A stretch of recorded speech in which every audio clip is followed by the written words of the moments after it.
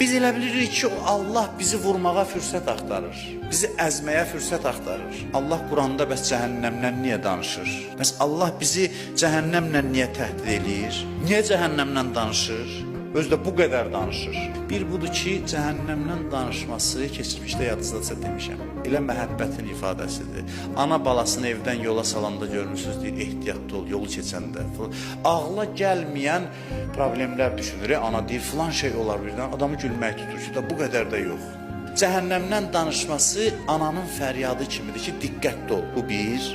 İkincisi, əsas da mövzumuza aid olan budur. Allah Quranda cəhənnəmdən çox danışır ki, duada biz cəhənnəm vasitəsilə Allahla eşqbazlıq eləyə bilək. Dualarda böyük adamlar cəhənnəm vasitəsilə Allahla münacat eləyir, eşqbazlıq eləyir.